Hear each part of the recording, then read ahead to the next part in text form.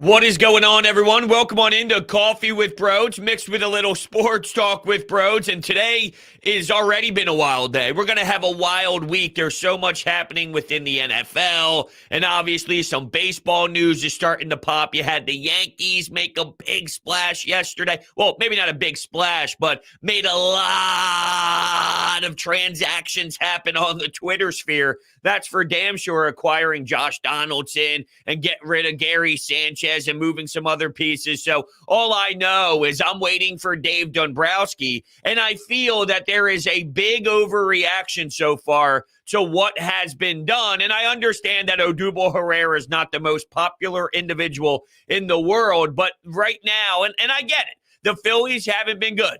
The Phillies have been disappointing. The Phillies have come up small. But there was a previous regime with Matt Klentak, with Andy McPhail. That is not Dave Dombrowski. Dave Dombrowski has won a championship in Boston. Dave Dombrowski has built the Detroit Tigers from nothing to a sustained success version of the Tigers throughout his tenure. The reason why you're forced to play Odubel Herrera, trust me, I'm sure he did his research and he looked around the league and he tried to figure out what he could do.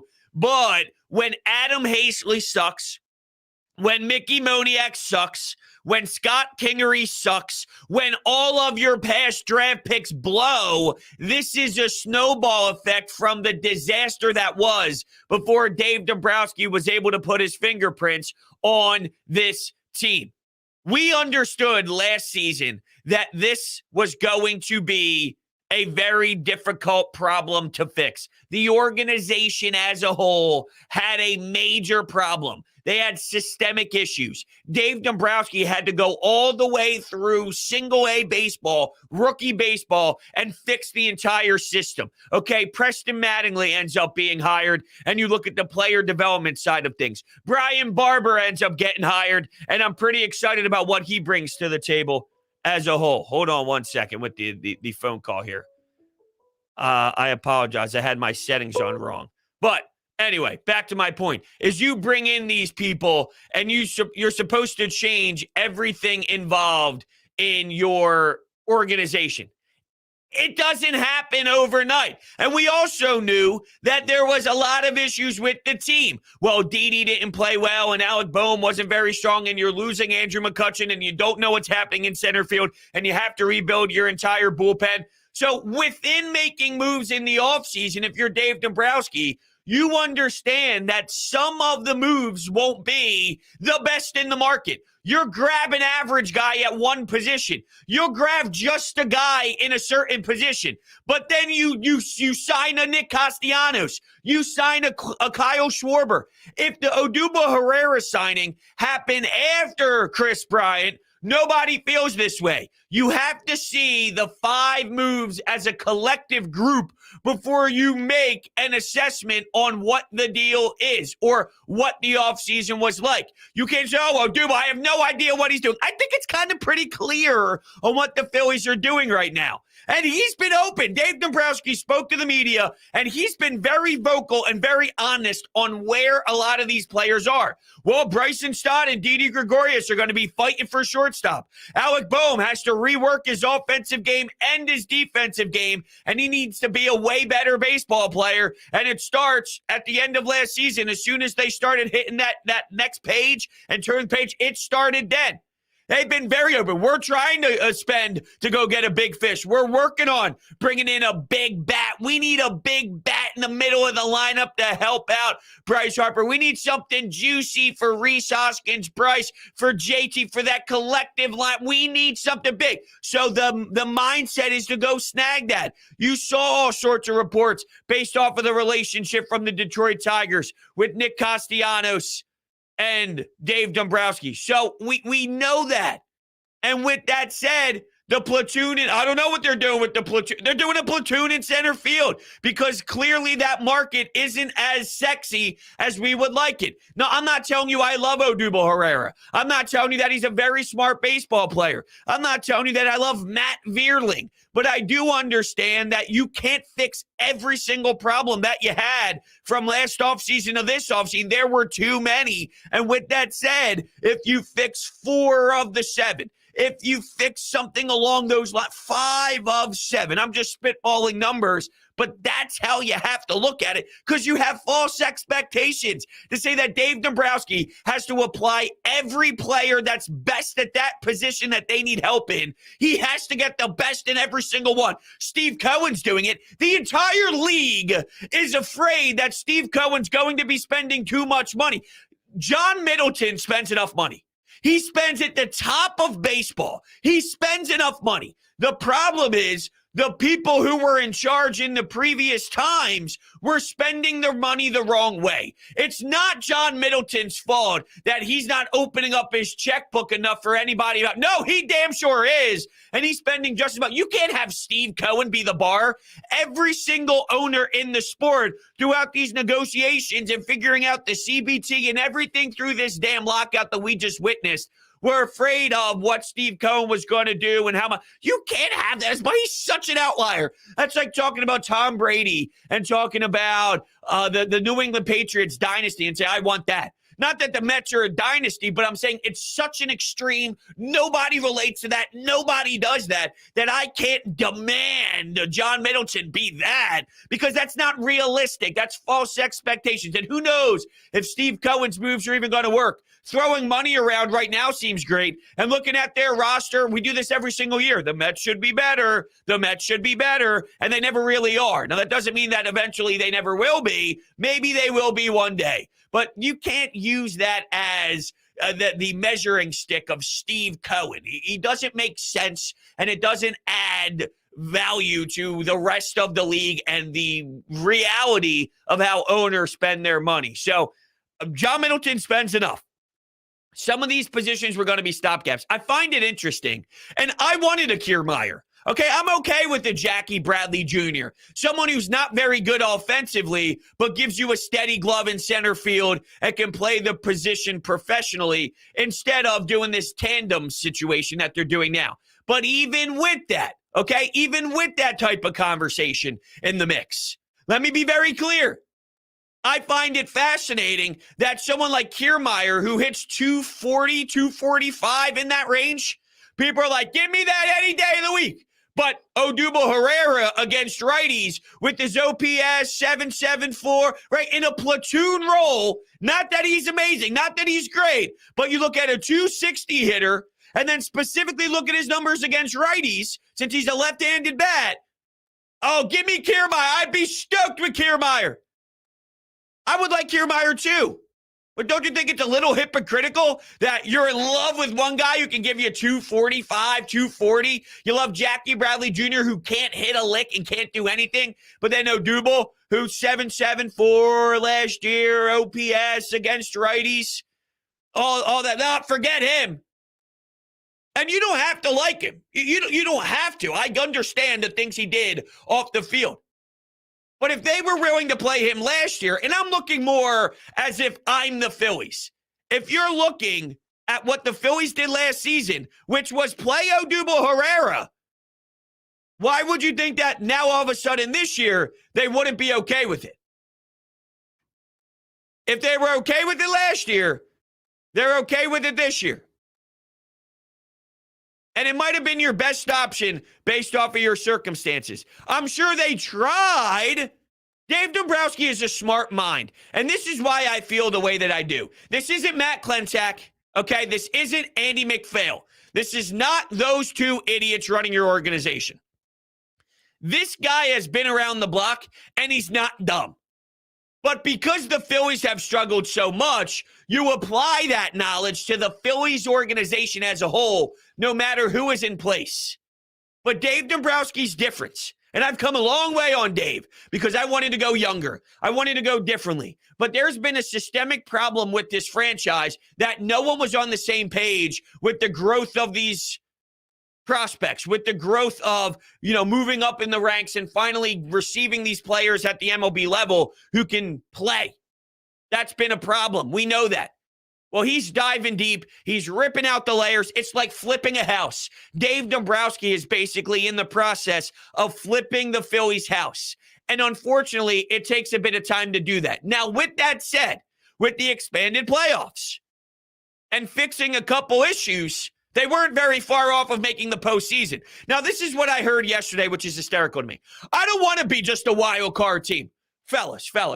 We haven't made the playoffs in how many years? Now, all of a sudden, you wouldn't be satisfied. Last year was amazing. Sweeping the Mets. It wasn't amazing, but it was a joy. Sweeping the Mets at home. I was on the Fanatic the day after the day as they swept the Mets. People leaving Citizens Bank Park. Everyone was joyous. Everyone was pumped up. Everyone loved it. They took us to the final series of the season. Every year now, they've taken steps in the right direction to squeak into that postseason. You don't just go from out of the playoffs, World Series champion, okay? So even with the improvement that they are going to put on this roster this year based off of last season, you're telling me that all of a sudden you're not satisfied because you don't want to be in a wild card spot? Come on. You got to have fair expectations here. They have been bad. And now you're taking steps and getting better each year and consistently adding to your team where now all of a sudden you're not okay. I heard this too. I don't want 500 baseball. I'm not saying you need 500 baseball, but if they won 88 games this year, which is what? 6 games over 500 if you want to give them 87 wins, 86. Let's say that's what they grab, which is just a couple games over 500. That's a devastating season for some of you out there because you didn't like the Odubel Herrera signing. I'm sorry. I just cannot wrap my head around that rationale at all. You got to be objective here. You're not going to get the slam dunk signing at every single position available. Center field, there wasn't a ton of options after everything went down. So now that you realize that there weren't a ton of options, you platoon there, but then you get a big bat. And then you continue to add bullpen help. Brad Hand is out there. Knebel, we know we already signed. Familia, I'm not telling you I love Familia, but we've seen, Ramon Rosso? We've seen those type of clowns take the mound. It's a 1-year deal for a bullpen pitcher. And the theory behind bullpen pitchers is every single year you don't know what you're going to get. Familia could be good 1 year, bad another year. Good 1 year, bad 2 years. Good 1 year, bad 2 years. It's just bullpen pieces. And you patch it together with legitimate MLB arms of Familia, Knebel, a Brad Hand, if they do end up signing him. Do you not see the difference in that compared to a Rosso and all the other crap they threw out there in these past seasons? Come on. De Los Santos.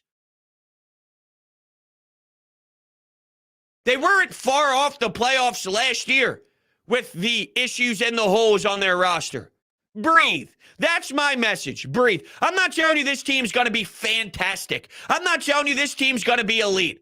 I'm telling you to relax a little bit and let Dave Dombrowski work because he is a smart mind that has a track record of building franchises. Now, his track record at the end is they blow up and he moves prospects around, but his mentality is clear. He's been extremely honest with everyone publicly about what his plan is. And he's not in the same position now as he was with the Red Sox when his goal was to win a trophy. Right now, it's a lot different than that. You need to compete because you have to maximize Harper, maximize JT, maximize Zach Wheeler, who's going to obviously somewhat start off slow here based off of what we heard yesterday and where his arm is and how he's feeling, even though it's more precautionary than anything else. So you can do both. Because they weren't far off from sneaking in last year.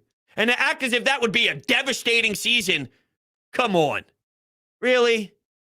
I don't know. I said yesterday that I would love for this town to be like the Dodgers, like the Yankees, like the Red Sox, where our Eagles' passion is in the Phillies baseball. Still keeping it 100 with the Eagles, but take that same level and then apply that to Phillies baseball. After seeing the reaction yesterday of what people thought that Dave Dombrowski's got to be fired, I got Dave Dombrowski's got to be fired tweets, all this stuff because of Odubel.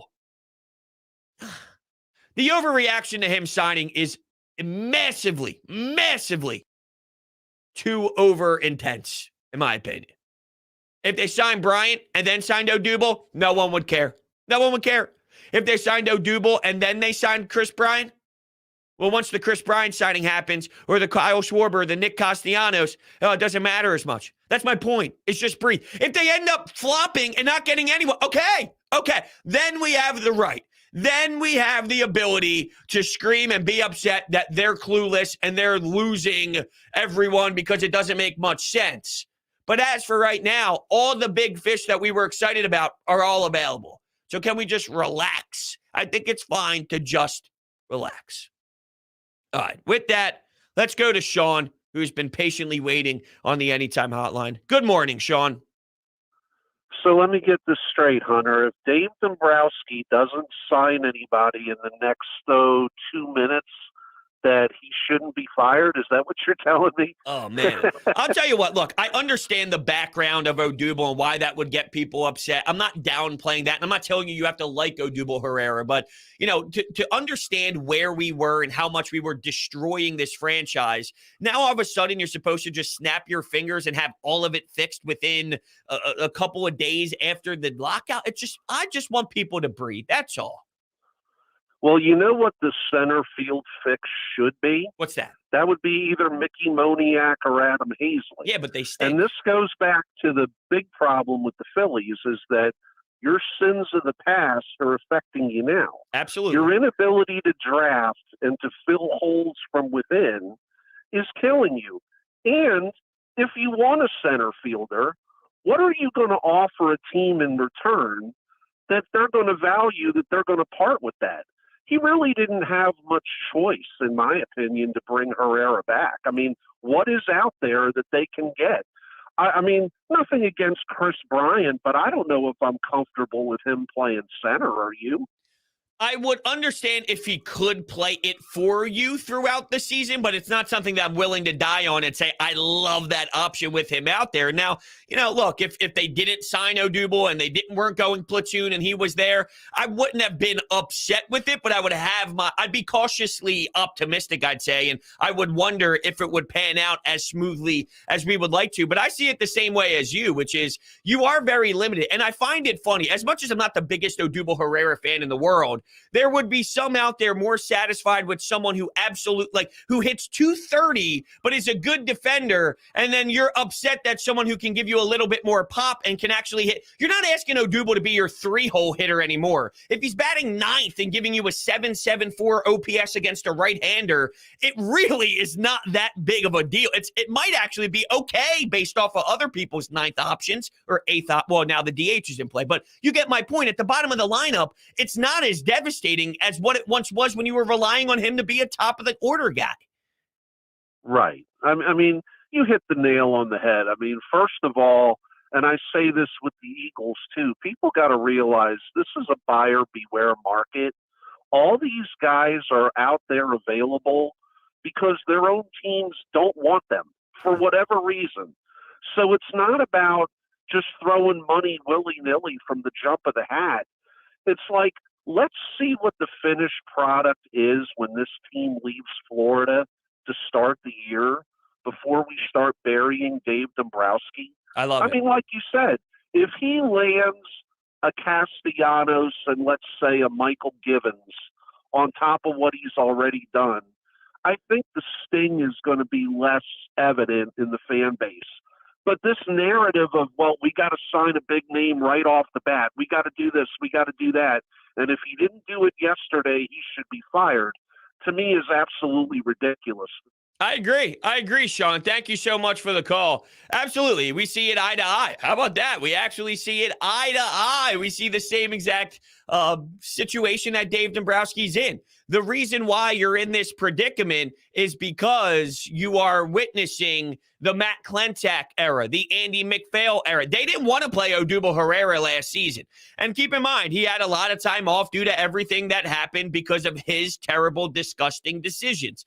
But they tried to trot out Mickey Moniak. They tried Adam Hazley. They tried Scott Kingery. They tried a bunch of other players. Then they realized that none of them worked and Odubel slotted in. And when Odubel slotted in, look, he's not playing every day. It's a Matt Vierling. It's an Odubel Herrera. And I'm not sitting there telling you that I'm I got so much glow on my face and I'm super excited and I couldn't be happier. That's not where I'm at by any means. But I'm just saying, let me see everything else. Because if there's a lot of methodical moves elsewhere where I can live with this, because I do feel that there are other moves that could be made where then I look back at center field and I go, well, that makes a lot of sense. You're not signing Odubel Herrera to some massive deal that's limiting you elsewhere. I actually saw, based off of the compensation that you're spending at center field, that then opens the door for you to apply that money to other players. And once again, this isn't John Middleton being cheap. If you look at how much money John Middleton has spent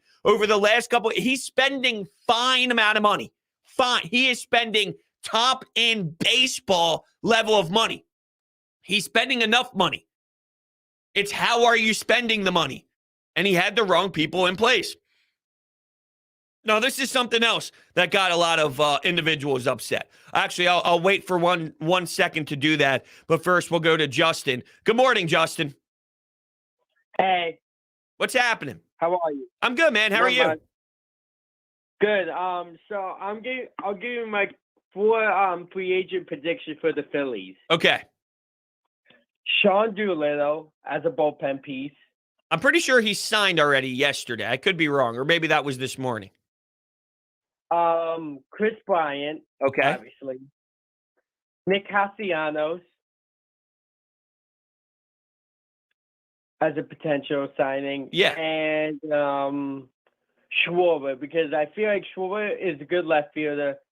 Well, I can't get all of them, Justin, unfortunately, and thank you for the call. I wish you could get all of them. I would love if you can sit there and land every single one of them, but it's definitely going to be one of those. Now, Bob Wanko of Crossing Broad said, I was told the Phillies and Brad Hand are in deep talks. Source said he's expected to get the deal done. So, all right, Brad Hand, now you're starting to see some professionalism in the bullpen. So here we go. We had to build up this bullpen. Not all these arms are fantastic. Brad Hand isn't the same Brad Hand that we saw years ago. It's a different version of him. But once again, you're talking about Rosso, De Los Santos. You've been throwing out garbage. Dave Dombrowski, yeah, you're grabbing some guys that have had ups and down seasons. Welcome to a bullpen. That's what a bullpen is. All these guys have their ups and downs, and they have some tough years. They have some high moments. They have some great seasons. They have some weird seasons. They have great ERAs. They got bad ERAs. They are the most extreme up and down roller coaster in the world. But if you don't see the professionalism that's starting to form with just guys who actually have MLB caliber stuff, well, then you're missing out on the point. And it's not sexy. It's not anything. I mean, it doesn't wow you. It's not Nick Castellanos, but this is extremely valuable considering this team has failed over and over and over again. If you just chop, even with all the on-field issues, Didi sucking, Alec Bohm being miserable on the field and in the defensive department, and then also on the offensive side of the baseball as well. And when you think about Andrew McCutchen having his issues at points of the season, Rhys Hoskins poor defensively, all of these problems, JT Realmuto not giving you the proper offense that we were looking for. And I think the shoulder injury played a massive role into that. But even with all that, if they just cleaned up half of their saves, which were going at a historic rate, they're in the playoffs. They're in the playoffs. Breathe. The message of the day is just breathe. Dave Dombrowski has a vision. He's very open about his vision. His vision makes sense. I would be more disappointed if it was out of whack. And I'm thinking to myself, what is this guy doing? None of this adds up. This all adds up, I promise you. I'm not just saying garbage. This game plan, when you logically break it down, there's so much validity to it. And there's so much legitimacy to it where it takes a bit of time to put the pieces of the puzzle together. And you're not going to bat 1,000 on every move you make. but can you hit on 75% of them? There's going to be a bullpen player that you bring in you're excited for that might go down early in the season and you don't end up seeing them. A David Robertson, for example, some guy that had a great track record. You sign him, it was a fantastic deal, and then just unfortunately wasn't able to play the way that you would like him to, and so be it. But when you take your shots at these bullpen pieces, and a lot of these players in general, if you hit on 75% of them, you're not going to bat 1,000. So there will be some ugly ones throughout. But if you don't see the blueprint and you can't get behind it, I don't know how you can't. And it's probably a lack of faith in the Phillies, but you need to find a way to separate the Phillies with Dave Dombrowski, because the Phillies' history is not the same as what Dave Dombrowski's doing. I know that there's not a lot of people that dive deep into many other layers to this organization to like a crazy degree. But Brian Barber, Preston Mattingly, these type of people, it changes the world with the way your organization is ran underneath of a Dave Dombrowski. So you have to think about that. See, it's funny to me, and we'll get right back to the phones in 1 minute. Thank you so much for holding on. All right, this is what is so funny to me. Last year, the same fans that are upset right now said, oh my God, look at this mess. The bullpen stinks. The left side of your infield's a problem. Andrew McCutchen has to go. JT can't hit the ball properly. Reese Hoskins can't defend. And now those same people are demanding Dave Dombrowski to literally fix everything within a week of the lockout ending. How does that make sense? That's where I'm saying, within all of these positions, some of them, you're just bringing in a guy. Some of them, you're just bringing in a placeholder while you target Castellanos. And that's okay. Not every move is the big splash. You have to look at the collective group of signings when it's all said and done to fully assess what Dave Dombrowski did. Doesn't mean you're not allowed to have an opinion move by move, signing by signing, because of course you're going to judge that individual. A Knebel, a Familia, a Brad Hand. You're going to study what those players are and what you think they could be and the projection of where they're at in their career. Fine. But don't let it spoil the overall approach, because that one big signing, bang, now all of a sudden everything's going, well, hey, I like it now. Well, that's my point, is it ain't over yet. It ain't even close to being over. The big names aren't flying off the board. Breathe. Okay, back to the phones we go. Good morning. You're on Broads Media. Yo, what's up, Broads? How you doing, man? I'm doing well. How are you doing this morning? I'm doing well. I just got a couple things to say on the Phillies, and before I do, I just want to say right now, you might have just seen it, but Brad Hand and the Phillies just agreed to a contract. Yep. I don't know how long, but 1 year, $6 million. Yeah, one year, $6 million. There you go. See, this is what I'm talking about. Good signing. Very good signing. Exactly. And here's my main thing about the free agent signing so far. One, I'm a big fan of what Dombrowski has done so far, because if you look at what successful teams like the Dodgers and the Rays have done, they can get rid of these players every now and then because they have constant prospects coming through their system. I don't want to be doing what the Mets and Yankees do, where I just throw money at people, because eventually the well will run dry and you won't have prospects. But now, being said, when it comes to those outfielders, those three big guys, I don't want Castellanos because this team defensively sucks already, and you can't afford to put him at DH because he can't field. Personally, for me, I know people love Chris Bryant, but I still think Kyle Schwarber is the best fit for this team. And I just, because of the bat and because of the glove and because of the relationship with Kevin Long, and I wouldn't be upset with Bryant, but I would not be upset, but I wouldn't exactly be as ecstatic as much if they got Castellanos, if you know what I mean. Okay, well, I don't agree with you, but I appreciate the call, and I appreciate you expressing your opinions on where everything's at. I wouldn't be upset with any of them. I'm not going to be mad with Nick Castellanos, and honestly, he's definitely at the top. That power in the lineup, it would be fantastic. He's unbelievable, where I think you're downplaying what Nick Castellanos brings. Is he a great defender? No. I mean, we're definitely not going to be all smiles about the defensive side, but when you have the power that you do, the placing him in the lineup and having him in the mix with Bryce Harper and Rhys Hoskins and JT and Gene Segura, if he can give you another season of hitting around that 300 mark, and he was a good player for us last year, I don't think you're giving him enough credit for how much damage could be done that you would enjoy thoroughly, where don't be disappointed if it's Nick Castellanos. I mean, Chris Bryant has the relationship with Bryce Harper. There should be no feeling down on any of these three signings. All of them bring a different level for sure and bring a different style, I guess I should say is probably the best way to describe it. They bring a different style, but they all change your franchise tremendously for the positive, which there should never be any sort of down feelings on any of these three signings whatsoever.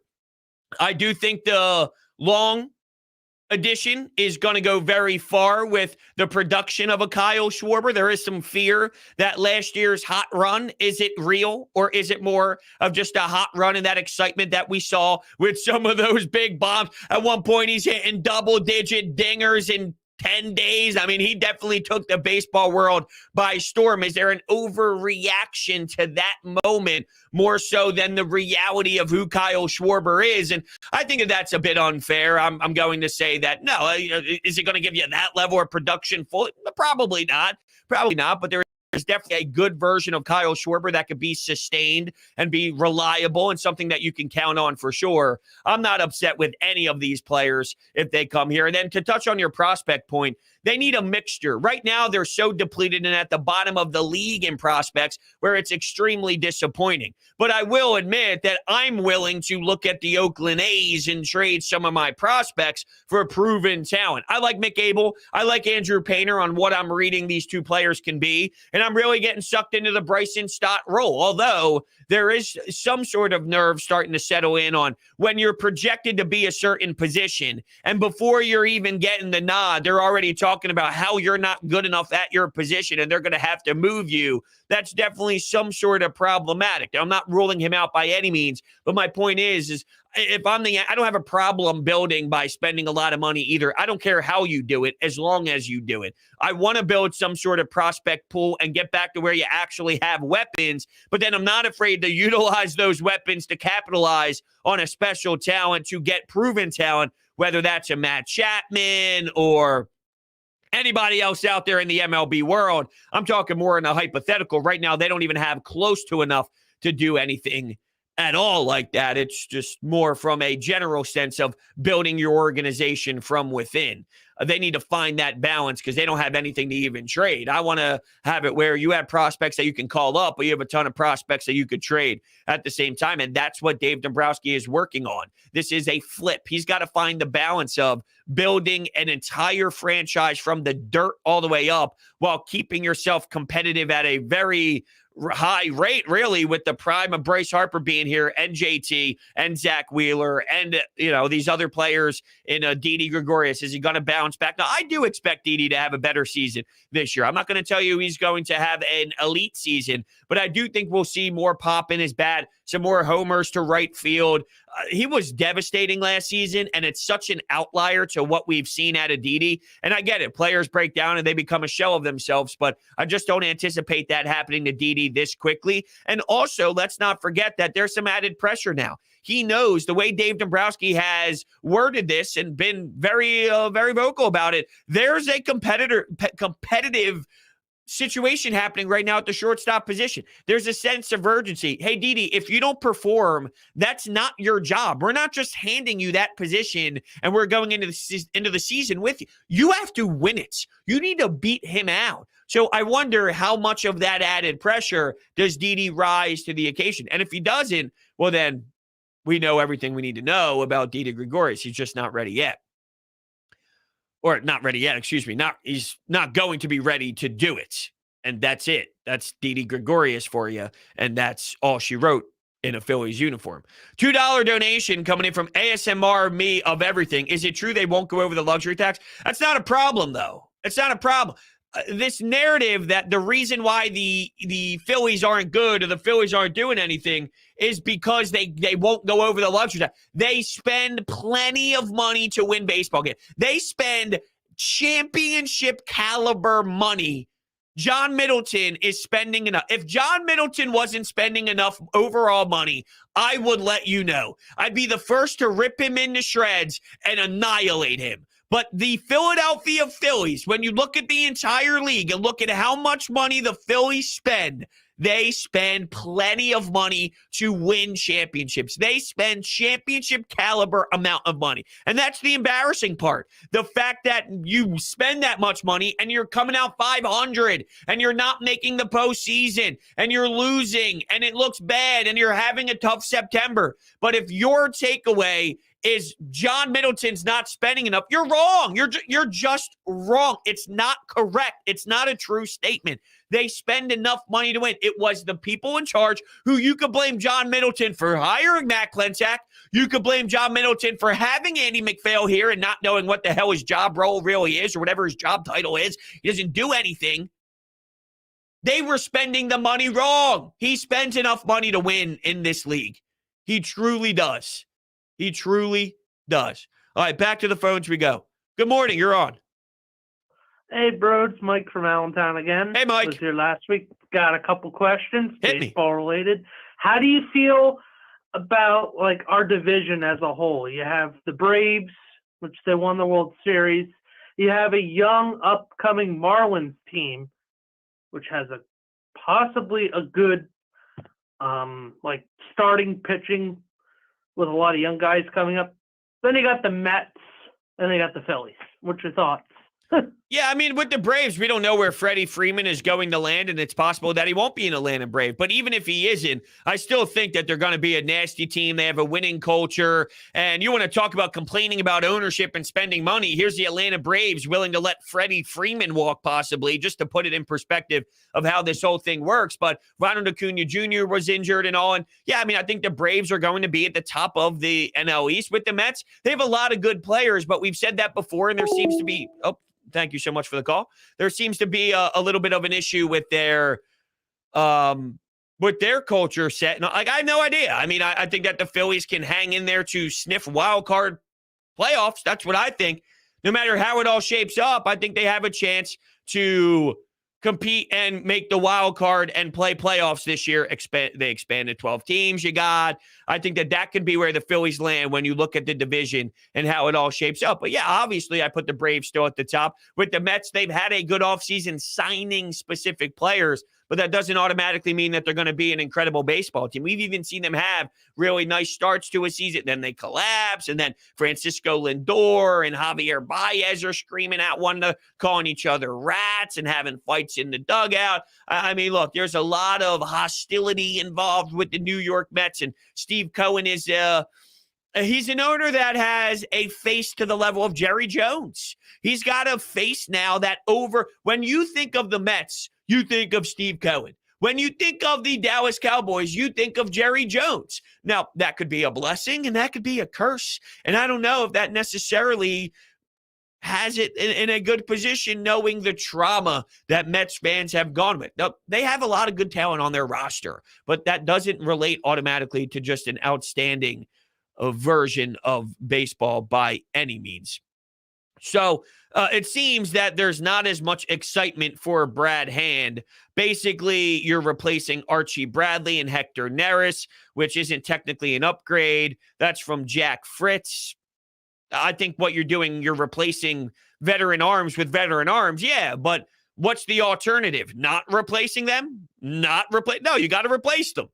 I think you're replacing them with veteran arms. And Archie Bradley and Hector Neris, they were reliable pieces for you last year. I know Hector Neris got a lot of hate, but he got a lot of hate that was unnecessary. And at points last year, I mean, you think about when he moved out of that closer role and he became something different, he was a different animal. And he was a very important piece to that bullpen. So even if that is true, and even if that is technically what's going on, okay, didn't you have to do that? Didn't you need to replace those players? Here's Scott Lauber of the Philadelphia Inquirer. Sources confirm that the Phillies are in talks with lefty reliever Brad Hand. If it gets done, the bullpen would consist of Knebel, Familia, Hand, Sir Anthony Dominguez, Connor Brogdon, Jose Alvarado, and Coonrod. So that is the bullpen right now. Not that that's anything amazing, but I don't know if it gets you the same horrible blown leads that we have seen in the past at the same time. So we will see where that goes. I'm not throwing a parade for this bullpen, but I can also see the logic behind where the bullpen is. Let's see here. The Sixers have yet to submit their injury report. Okay, that's irrelevant. I thought that there would be some Joel Embiid news, but that is irrelevant. Okay, so the Phillies bullpen looks to shake out like this. Knebel in the closer role. You got Brogdon, Familia, Hand, Alvarado, Coonrod. Sir Anthony Dominguez, and maybe somebody else. So much has to break right for this to be a mediocre bullpen at best. I get not feeling great because of what this organization has been for a while now. And I'm not like the moron and the dope that just falls into optimistic views just to do it. But I think all the negative Phillies conversation over the years have just piled up so much that now there's no reason at all to feel any sort of positive whatsoever. Well, I'm actually on the opposite side of everybody else here. And it's not just you're being a fan, bro. You're just getting into the emotions and getting excited because you love Phillies baseball. Well, there's an expanded team now for the postseason. There's expanded playoffs. And also with the ability to see where they were last season with every issue we screamed about, every problem we screamed about. Every single one. They still almost made the playoffs. They're going to be better than they were last year, this year. I believe that. They're going to be better this year than they were last year. To what degree? Well, where did they end last season? Last season, let's go to the MLB standings, right? They had that last season, that last series, I should say, and things fell apart a little bit. But let's see, 2021, they finished with a record of 82-80. The problem is, I don't have the full roster in front of me. There's going to be a ton of moves still made that make us feel differently about who they are. But I'm envisioning a big bat in this lineup.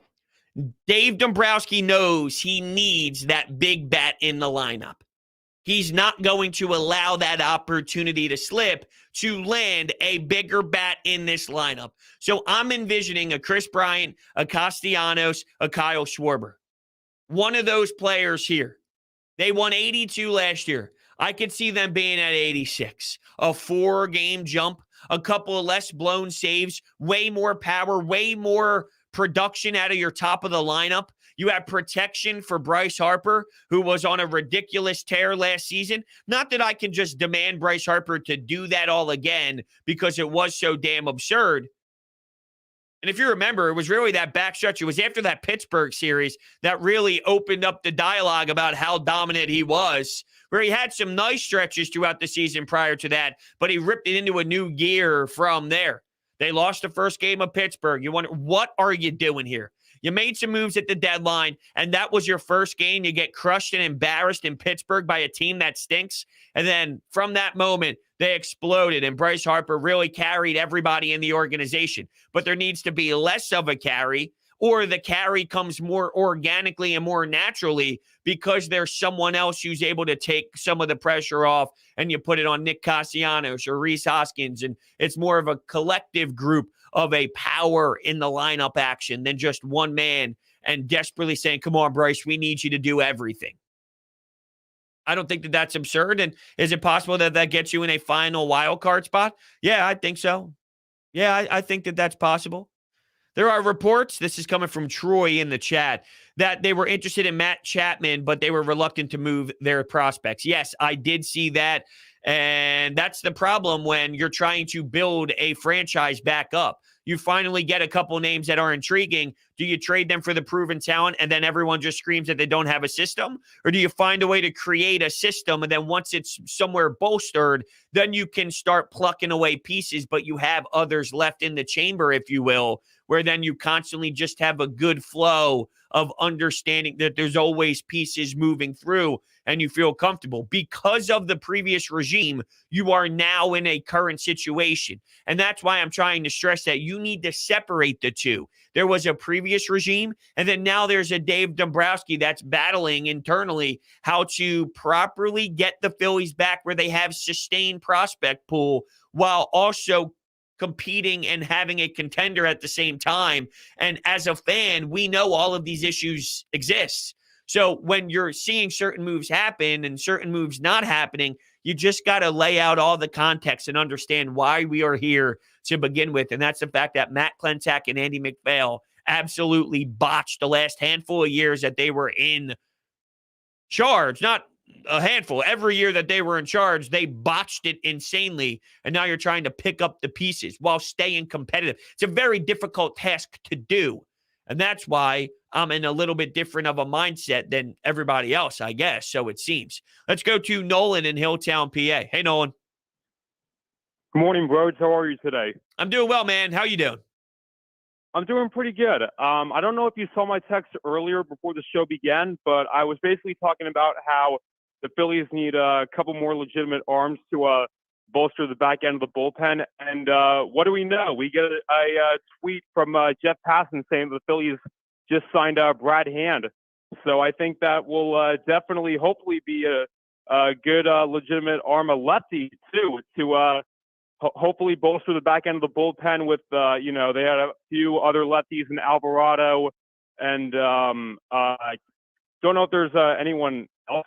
I don't know if we have any more lefties in the bullpen. I don't know if there's any more names I can think of. Sorry, I haven't heard much about baseball for a while.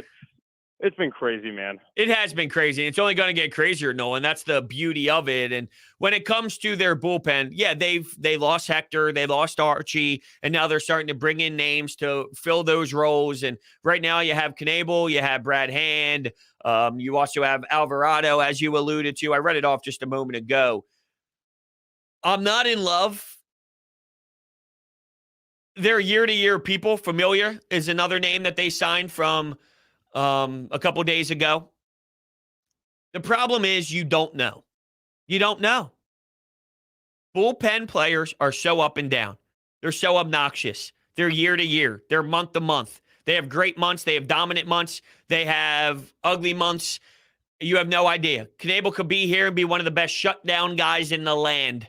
You know what I mean? I'm not telling you I feel that way. I'm just saying that that's possible. Familia could come here and have a better season than he has had in the past and look like Familia from a few years ago. He could also flop and look like Jose Alvarado when it comes to his location and be 9 feet wide, 9 feet high, 6 feet inside, and not know where the baseball is going to go. He already has troubles with location and troubles in that area, but maybe it falls apart even more and it intensifies to the nth degree, and now it's even way more uglier. That's very true as well.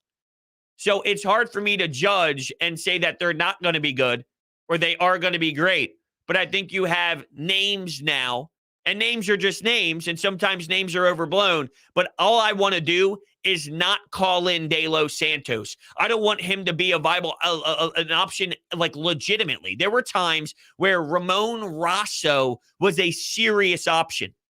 Let me look at some of these bullpen guys. Phillies roster 2021. I don't even remember some of the crap names. I try to eliminate them from my existence, to be honest with you. But I remember seeing some of these names come out, and you got to be kidding me. You have to be kidding me. Where are we? Well, we don't know. Ranger Suarez is probably going to get an opportunity to start at some point. There was the JoJo Romeros of the world. There was, they brought in Hans Kraus. That was after the trade with Spencer Howard. I have no idea what Hans Kraus is going to be. I do like Connor Brogdon. I do. I like Connor Brogdon, and I think he's going to be a nice player out of the bullpen. He'll have his ups and downs, but I'm intrigued for what the Connor Brogdon experience could bring for you. Oh, yeah, the Bailey Falter. That was another name from last season. But, I mean, I'm talking the Ramon Rossos and the De Los Santos. Those are just even a whole nother level of absolute disturbing baseball names to ever speak into existence again. Before we continue here, I need to let you know about WinView. WinView is the nation's leading sports predictor, allowing you to compete in pregame or live contests against other people, not the house. So I will give you an example of how WinView works. WinView, make sure you check the information down below. WinView.tv/Broads is the link that you need to use to sign up, and the link is down below in the description. So the way it works is it's 1 versus 1. You can play for free, or you can put money into the pot, and then the winner takes home the pot. How do you win? All you got to do is answer more questions correctly than your opponent. And the way it works, let's look at the Sixers and the Nuggets tonight. Denver wins the game by 5 or more points. Both teams combined for 231 or more points. Will Embiid score 32 points or more? Will Jokic record a triple-double? Will the second half be the highest scoring half in the game? Will James Harden record 11 or more assists? Will both teams combine for 15 or more steals? Will either team shoot 48% or better from the field in the entire game? These are examples of the type of questions that you get when utilizing WinView. So make sure you check it out. WinView.tv/bros. It's a really cool, unique way to get involved in the action. It's not just about Vegas and beating the Vegas odds. It's 1 versus 1. And we all know that Vegas has a golden opportunity to win, and that's why they always cash out and bring home a lot of Benjamins. But at the end of the day, there's a new and creative way where it's 1 versus 1. It's a lot of fun. Check it out. WinView.tv/bros. Okay, we'll go now to Amadeo. What's up, Amadeo? I do like the fact that Dave is trying to, at least bolster the bullpen with some of these names, even though I am a little bit skeptical about some of them because, the seasons that they had last year. Hopefully Brad Hand's season is just the outlier of how bad he was last year. But I do appreciate Dombrowski's attempt to try to fix the bullpen. But you still think they would have to go at least after 2 of these bigger names, don't you think? Oh, no doubt. You mean Castellanos or Bryant, or are you talking bullpen? More than okay. I was going to say I don't think they're doing much. Yeah, I was going to say I don't think they're doing much more with the bullpen side of things. But yes, a big name. Yeah, I almost think it's a no-brainer. I almost think it's a lock. See, I'm going off of what Dave Dombrowski has stated to this point. Everything he has stated, he's pursued in that way. We're going platoon. We're not doing a DH, and I'll explain more on why I feel that that's fine in just a moment. But everything he's talked about to this point, he has executed and made moves in that direction. He's openly admitted that we're looking for another big bat to put in this lineup, and he's not a dumb guy. So him expressing those feelings about what he wants to do with this batting order and how he wants to add protection to Bryce Harper to only add more to his ability to rock the baseball around the diamond, I think it's a no-brainer that one of these 3 guys are coming here. Who do you think is more likely? Because I know in the past you were a little bit more skeptical about Chris Bryant, but who do you think is more likely for this team of Schwarber, Castellanos, Bryant, or even if they were to try to go after Trevor Story, even though I think that's least likely to happen? Yeah, I think that's likely to happen as well. And thanks, Amadeo. There's ties with Long and Schwarber. There's ties with Dombrowski and Castellanos pretty heavily with previous days. I don't have a feel on which one's most likely. There's a tie with Bryce Harper and Chris Bryant. Honestly, I do not know. I don't have a pulse on which one is most likely. All I know is there is a connection within the organization to every single one of them. Now, my personal preference, all right, so this is the way I see it, honestly. I like Castellanos the best. I think that brings you the most insane when it comes to the batting order. I think Kyle Schwarber's electricity could provide more than Chris Bryant, but it's more of a risk. The Schwarber is more of a risk than the other 2 guys, but if he gets going like we saw last year, and if things continue down that path, it could be the best payout. It could be the best buyout. It could have the most electricity factor. It could be just up there with anybody else. So the ceiling, I feel, is higher for the momentum that could bring and the amount of energy that rises from, wow, what he's doing at the plate. And Chris Bryant is more of a steady Eddie. He's not the Chris Bryant of years ago, but he still has a lot, brings some versatility. It's a bigger name. It's a good guy to plug in there. Less wow factor, more just steady, solid, professional help that is very important to where the Phillies are right now that I think is notably important. So I don't want to look at that in any sort of negative way, but that's how I layer it and label it. Now, in terms of the no DH thing, I saw the outrage that Dave Dombrowski stated he doesn't want to have a traditional DH, yet the Washington Nationals are signing a DH, and now everyone's complaining that they should have signed him. Okay, look, this is how baseball is played nowadays. You don't have your traditional DH. Those are out.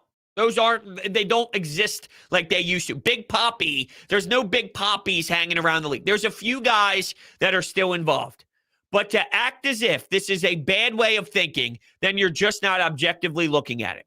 JT Realmuto broke down last year with some injuries. He had to play a lot. And so far here in Philadelphia, there's been years where he had to eat a lot of innings and play a ton. If you go through the DH where Bryce Harper gets an off day in the field, but his bat stays in the lineup, JT gets a day off of the field and he gets the day to stay in the lineup. Rhys Hoskins isn't playing first. Maybe he gets a day off from playing the field. JT could play first base so he's not behind the dish, and that helps you out with getting JT Realmuto not logging in as many innings behind the plate. When you have a non-DH and you are plugging in different guys to DH each night, welcome to 2022 Major League Baseball. That's the style of how this is. You don't have the Big Poppies of the world anymore just hanging in there and only there's a couple of guys. But to act as if playing it this way and playing this hand where each night it's someone else DHing to give them rest over 162, and that's some horrible, horrendous decision to run your operations that way. That's not true. That's not true. This is an okay way. This is a fine way. JT not behind the dish, but in the lineup. Bryce not playing right field, but in the lineup. Rhys not playing first base, but in the lineup. Gene Segura getting a day off from the field because he played a lot of days straight, but still in the lineup. A 300 hitter you could plug, still in the lineup. Didi having a rough day on the diamond over the last couple of days, but you want his lefty power bat in the lineup still. Bryson Stott could play shortstop. Now you still got Didi's bat in the lineup. Alec Boehm, maybe he's defending poorly, but he has some sort of pop lately that's been driving the baseball well, where you could put him in as the DH. It's just a spot to maneuver other guys throughout there, and it's just going to rotate. Welcome to baseball in 2022. This is not something that the Phillies are trying to rewrite and groundbreak and make something special happen that's not something that's realistic. This is fine. You're just reacting to react. That's what you're doing. You're just reacting to react. You just hate the Phillies so much that everything they decide to say, you are going to crush them regardless. And I can't get behind that. Separate Dave Dombrowski from the Phillies, and that's what you need to do. Now, with that being said, we're going to shut things down here. I want to thank everybody so much for hanging out with me. I didn't touch on the starting rotation yet, and I did that strategically because I want to talk about that in a little bit more further depth, into a little bit more just to have another option to talk some Phillies here throughout the week. But we're looking for some signings. We're looking for some big names. Hell, maybe it even happens tonight. We saw John Heyman tweet last night that I heard from one source that tomorrow's going to be another crazy day. No one actually believes John Heyman majority of the time. But let's see how everything shapes up, and we can continue this Phillies conversation throughout the week. I want to thank everybody so much for hanging out with me today. I greatly appreciate it, and I will see you next time.